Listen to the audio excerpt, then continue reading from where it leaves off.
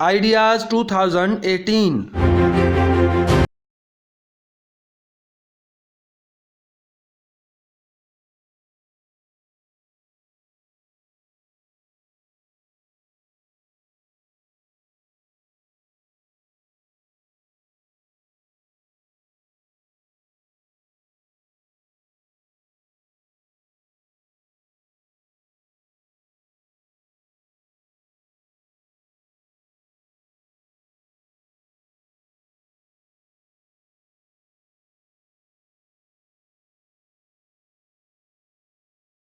Ideas 2018 ਦੇ ਨਾਂ ਤੋਂ ਦਿਫਾਈ ਨੁਮਾਇਸ਼ ਜਾਰੀ ਹੈ, ਜਿਹਦੇ ਵਿੱਚ ਪੂਰੀ ਦੁਨੀਆ ਵਿੱਚੋਂ 522 ਤੋਂ ਜ਼ਿਆਦਾ ਕੰਪਨੀਆਂ ਨੇ ਆਪਣੇ ਸਟਾਲ ਲਾਏ ਨੇ, ਜਿਨ੍ਹਾਂ ਦੇ ਵਿੱਚੋਂ 321 ਗੈਰ ਮੁਲਕੀ ਤੇ 201 ਪਾਕਿਸਤਾਨੀ ਕੰਪਨੀਆਂ ਵੀ ਸ਼ਾਮਲ ਨੇ। ਇਸ ਨੁਮਾਇਸ਼ ਵਿੱਚ ਦੁਨੀਆ ਭਰ ਦੇ 50 ਤੋਂ ਜ਼ਿਆਦਾ ਮੁਲਕਾਂ ਦੇ 262 ਤੋਂ ਜ਼ਿਆਦਾ ਵਫੂਦ ਸ਼ਾਮਲ ਹੋਏ ਨੇ। ਨੁਮਾਇਸ਼ ਵਿੱਚ ਸ਼ਿਰਕਤ ਕਰਨ ਵਾਲੇ ਮੁਲਕਾਂ ਵਿੱਚ ਅਮਰੀਕਾ, ਇਟਲੀ, ਜਰਮਨੀ, ਉਰਦਨ, पोलैंड, रूस, जनूबी कोरिया ते यूक्रेन समेत दूजे कई मुल्क भी शामिल ने। गैर मुल्की मुबसरीन ने पाकिस्तानी दफाई सनत की तरक्की नूं तस्लीम करदे होया आख्या कि पाकिस्तान दफाई सनत विच दिन ब दिन मजबूत ते मुस्तहकम हुंदा जा रहा है, जिहदी वजह है कि पाकिस्तानी असला सस्ता भी है ते आलमी मियार दे मुताबिक भी।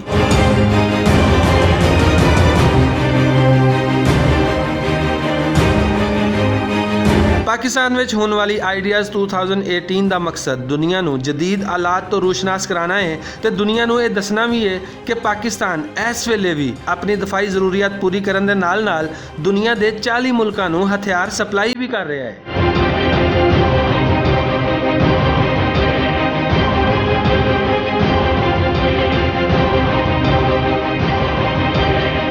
इस नुमाइश के मौके पर पाकिस्तान ते तुर्की दीयां कंपनियां दे दरमियान 2 MOUs ते दस्तखत भी किए गए। नुमाइश वेख के साफ नज़र आता है कि पाकिस्तान बहुत जल्द हर किस्म का जंगी असला अपने हथीं बनाने के काबिल हो जाएगा।